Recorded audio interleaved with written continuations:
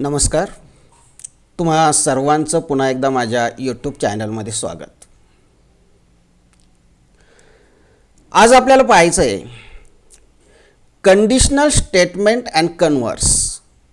Conditional statement म्हणजे सशर्त विधाने अँड कन्व्हर्स यालाच आपण म्हणतो व्यत्यास. सशर्त विधाने आणि व्यत्यास. आता कंडिशनल स्टेटमेंट किंवा सशर्त विधाने याचा अर्थ काय होतो?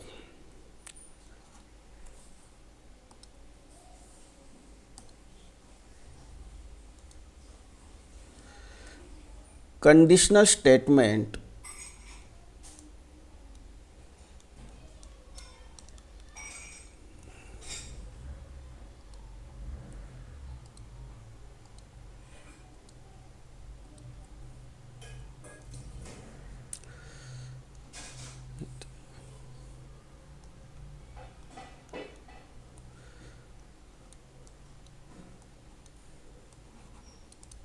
सुरुवातीला आपण बघणार आहोत कंडिशनल स्टेटमेंट.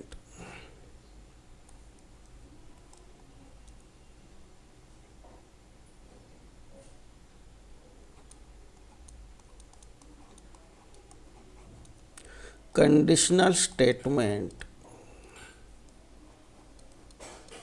किंवा यालाच आपण म्हणतो सशर्त विधाने.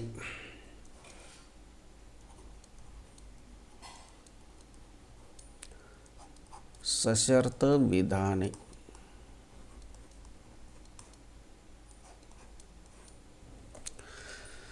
आता सशर्त विधाने किंवा कंडिशनल स्टेटमेंट म्हणजे काय? If a statement written in if then format. एखादं विधान जर तरच्या रूपात लिहिलेलं असेल तर त्या विधानांना म्हणतात कंडिशनल स्टेटमेंट किंवा त्यालाच आपण म्हणतो सशर्त विधाने. उदाहरणार्थ जर द्यायचं झालं, बघा, the diagonals of a rhombus the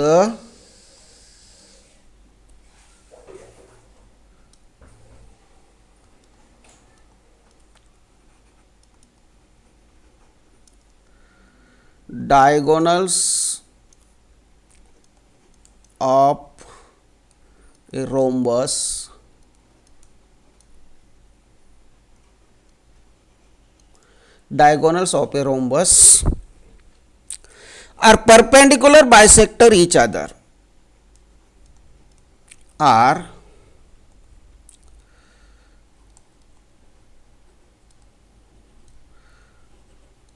perpendicular bisector each other. हेच विधान, याच विधानाला आपण काय म्हणतो? समभुज चौकोनाचे कर्ण समभुज चौकोनाचे कर्ण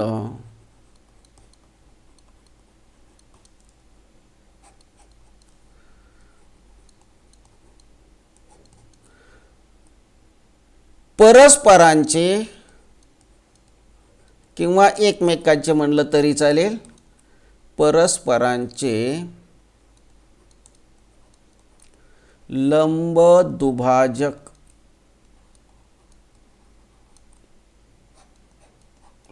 दुभाजक असतात.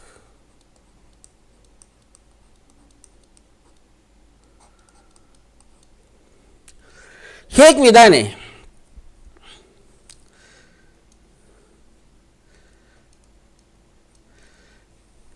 आता या ठिकाणी the diagonal of a rhombus are perpendicular bisector each other हे जे विधान आहे, या विधानाला जर आपल्याला कंडिशनल स्टेटमेंटमध्ये याचं कन्व्हर्जन करायचं असेल, कंडिशनल स्टेटमेंटमध्ये जर हे विधान लिहायचं असेल तर ते कसं लिहिता येईल आपल्याला?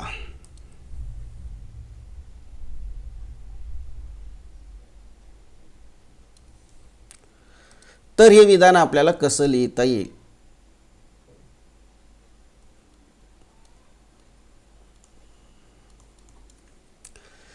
तर हे विधान कसं लिहिता येईल आपल्याला? If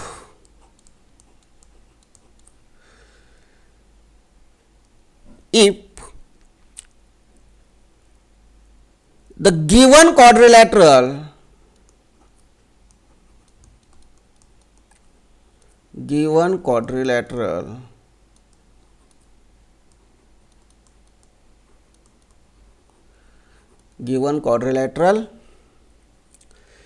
is a rhombus,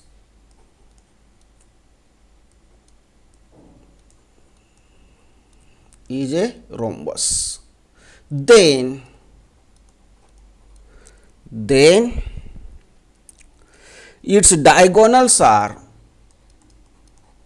its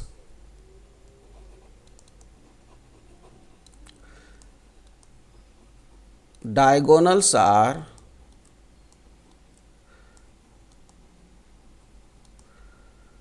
perpendicular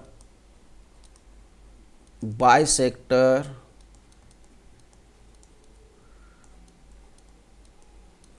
each other.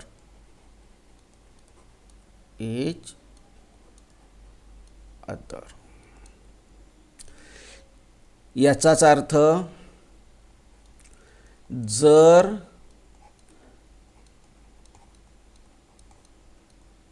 दिलेला चौकोन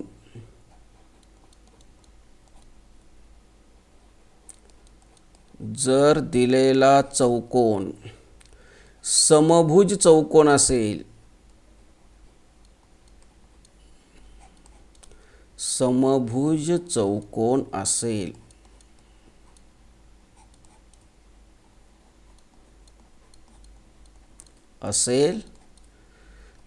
तर तो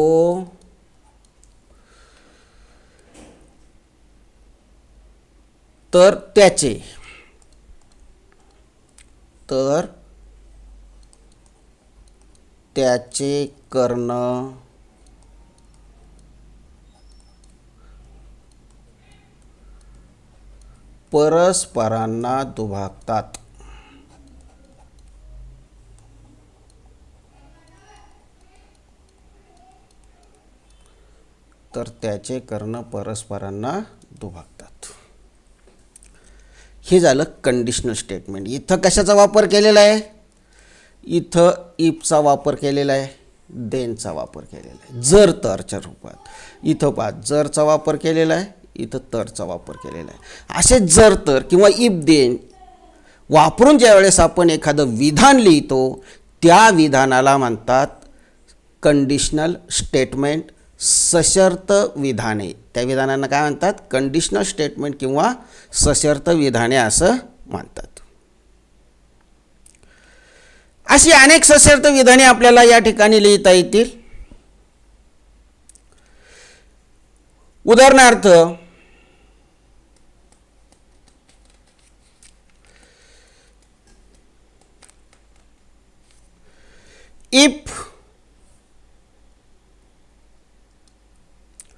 if a number is prime number,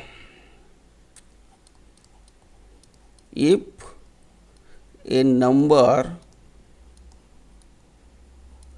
is prime number,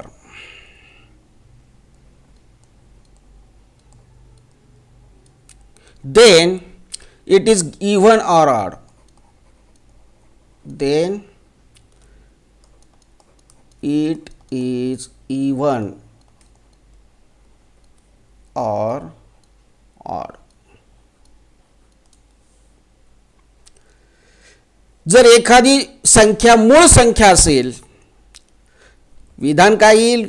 मूळ संख्या ही सम किंवा विषम असते. मग आपल्याला सांगता येतं की if a number is prime number then it is even or odd. म्हणजेच हे विधान आपल्याला मराठीमध्ये कसं लिहिता येईल? जर एखादी संख्या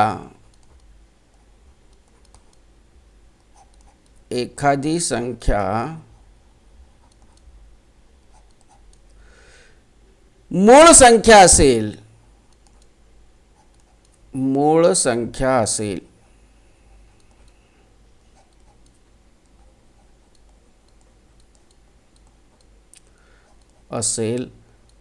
तर ती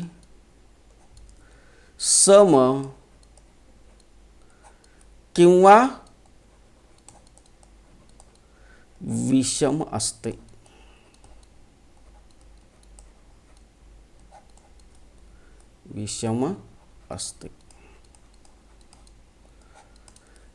अशा पद्धतीने हे विधान आपल्याला लिहिता येतात. अशी जी विधानं असतात की जी जर तरच्या स्वरूपामध्ये लिहिलेली असतात, इफ देनच्या स्वरूपामध्ये लिहिलेली असतात, त्या विधानांना सशर्त विधाने असं म्हणतात. मग आता याच्यामध्ये आपल्याला converse, conditional statement and converse. आता कन्व्हर्स म्हणजे काय ते बघूया.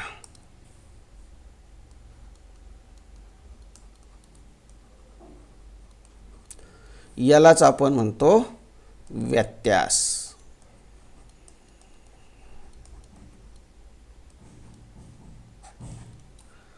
आता कन्व्हर्स याचा अर्थ काय होतो.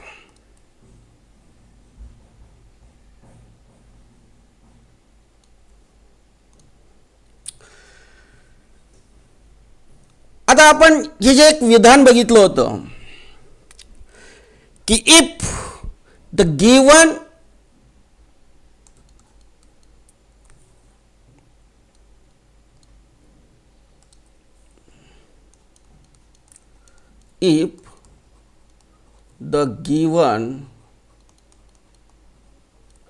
quadrilateral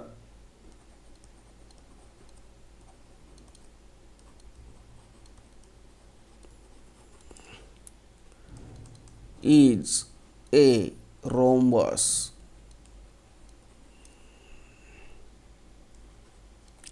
then its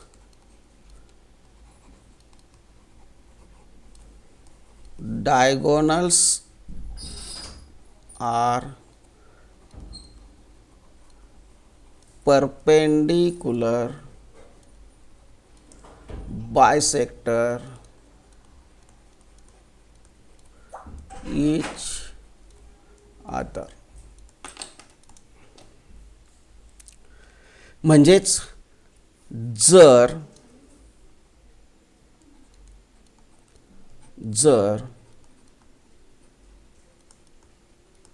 एखादा चौकोन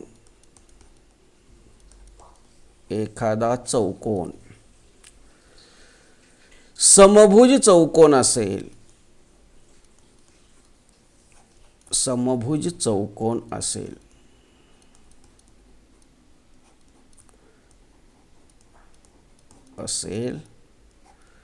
तर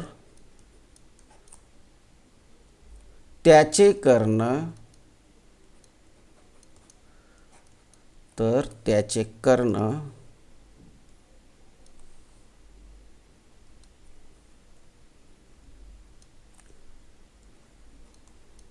कर्ण परस्परांना दुभागतात.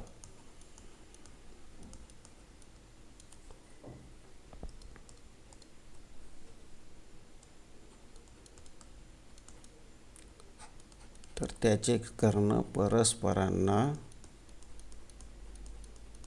दुभागतात. आता या दोन्ही विधानांमध्ये म्हणजे एकच विधान आहे, एक मराठीत लिहिले आणि एक इंग्रजीत लिहिले आपण. इफ नंतर येणारा जो भाग असतो, इफ नंतर येणारा भाग बघा, हा जो भाग आहे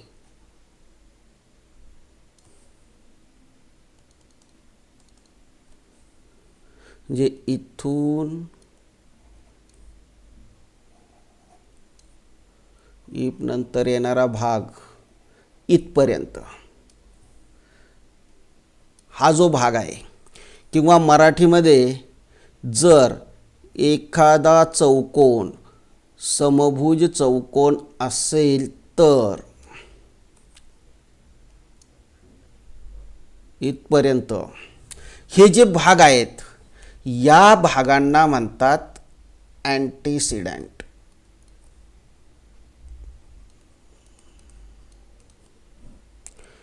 अँटीसिडेंट.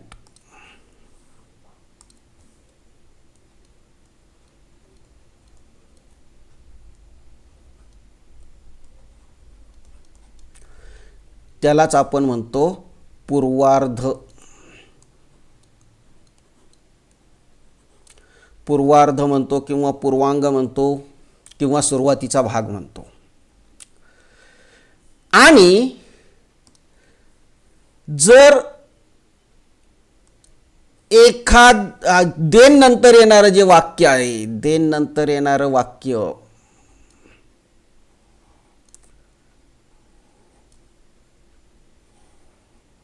देन नंतर येणारं जे वाक्य आहे याला म्हणतात कॉन्सिक्वेंट.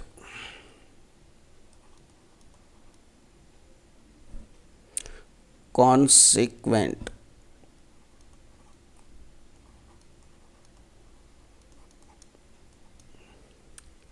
आणि कॉन्सिक्वेंटलाच म्हणतात तर इथून त्याचे कर्ण परस्परांना दुभागतात इथपर्यंत याला म्हणतात उत्तरार्ध. याला काय म्हणतात? उत्तरार्ध असं म्हणतात. म्हणजे या ठिकाणी इफ पासून देन पर्यंतचा जो भाग आहे त्यांना अँटीसिडेंट म्हणजेच पूर्वार्ध, आणि म्हणजे जर पासून तर पर्यंतच्या भागाला आपण पूर्वार्ध म्हणतो, आणि देन नंतर म्हणजे तर नंतर येणारा जो भाग आहे त्याला कॉन्सिक्वेंट म्हणजेच उत्तरार्ध असं म्हणतो. आता ह्या उत्तरार्धात आणि पूर्वार्धात जर आदलाबदल केली, अँटीसिडेंट अँड कॉन्सिक्वेंट यांच्यामध्ये आपण जर इंटरचेंज केला किंवा आदलाबदल केली म्हणजे काय, कॉन्सिक्वेंट अगोदर घेतला आणि अँटीसिडेंट नंतर घेतला, म्हणजे उत्तरार्ध जो आहे तो अगोदर घेतला आणि पूर्वार्ध जो आहे तो नंतर घेतला, तर असं जे विधान तयार होतं त्या विधानाला म्हणतात कन्व्हर्स किंवा व्यत्यास. म्हणजेच कसं, मग आता याचा कन्व्हर्स काय येईल पहा. याचा जो कन्व्हर्स आहे तो काय येईल पहा. आता काय कन्व्हर्स येईल, if diagonals of perpendicular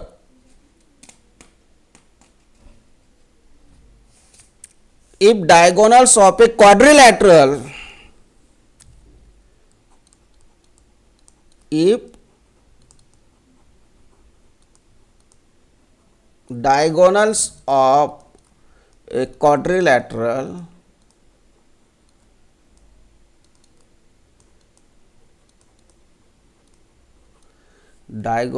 a quadrilateral are perpendicular bisector each other are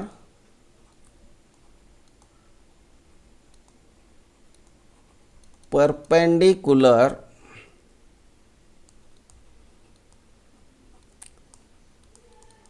bisector of each other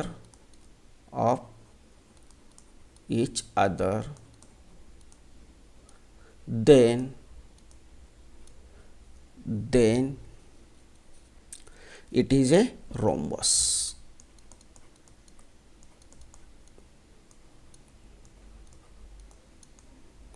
It is a rhombus. बघा आता या ठिकाणी लक्षात घ्या, या ठिकाणी हा जो देन नंतरचा भाग आहे ज्याला आपण कॉन्सिक्वेंट असं म्हणतो, हा कुठे आला, सुरुवातीला आला पहा. If diagonals of quadrilateral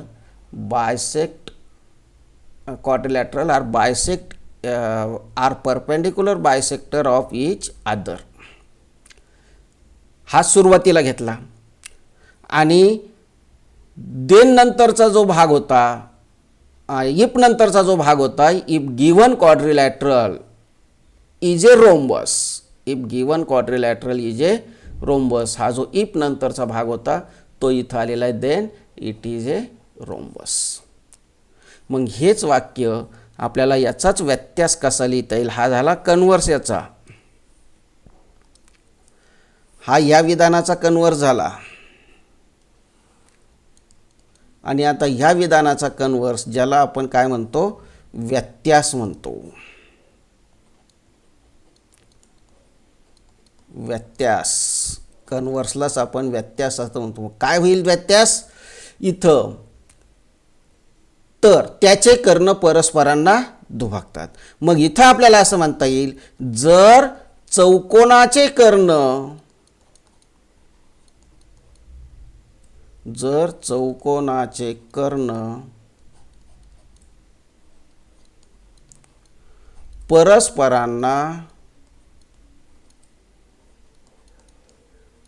परस्परांना दुभागत असतील, परस्परांना दुभागत असतील म्हणण्यापेक्षा परस्परांचे लंब दुभाजक असतील, परस्परांचे लंब दुभाजक असतील,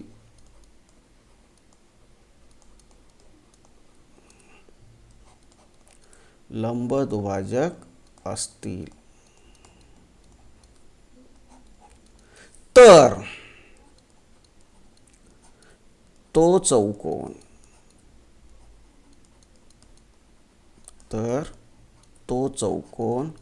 समभुज चौकोन असतो. रोम्बस म्हणजेच कोणता चौकोन येईल, समभुज चौकोन असतो.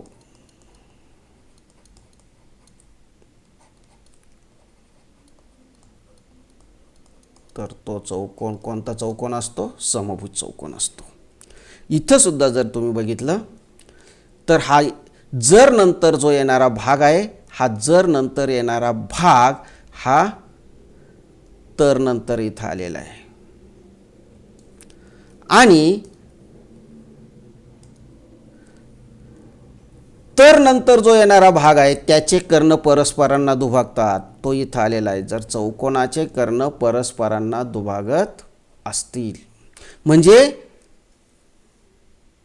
आपण काय म्हणतोय, जर नंतर येणारा भाग अँटीसिडेंट म्हणजे पूर्वार्ध, आणि तर नंतर म्हणजे देन नंतर येणारा भाग हा कॉन्सिक्वेंट म्हणजे उत्तरार्ध. उत्तरार्ध आणि पूर्वार्ध म्हणजेच कॉन्सिक्वेंट आणि अँटीसिडेंट यांची जर आदलाबदल केली, म्हणजे कॉन्सिक्वेंट किंवा उत्तरार्ध हा जर आपण जर नंतर किंवा इफ नंतर घेतलं, आणि इफ नंतर येणारा अँटीसिडेंट किंवा पूर्वार्ध हा जर देन नंतर म्हणजे तर नंतर घेतला, आणि जे वाक्य याच्यातून आपल्याला जे वाक्य मिळणार आहे त्या वाक्याला आपण म्हणतो कन्व्हर्स किंवा व्यत्यास. त्याच वाक्याला आपण काय म्हणतो, कन्व्हर्स किंवा व्यत्यास असं म्हणतो. मग आपल्याला अशी अनेक उदाहरणं देता येतील. उदाहरणार्थ, जर दोन रेषा परस्परांना छेदत असतील तर होणारे विरुद्ध कोन एकरूप असतात. मग इथं याचाच कन्व्हर्स कसा होईल, व्यत्यास कसा होईल, जर विरुद्ध कोन एकरूप असतील तर दिलेल्या दोन रेषा परस्परांना छेदतात.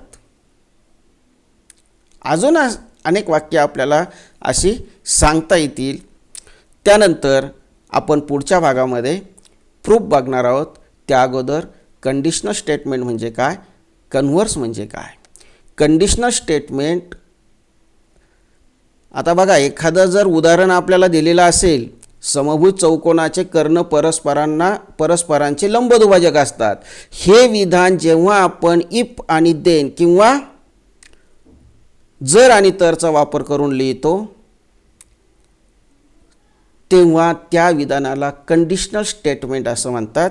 आणि कंडिशनल स्टेटमेंटचाच आपल्याला कन्व्हर्स लिहिता येतो, हे लक्षात ठेवायचं आहे. धन्यवाद.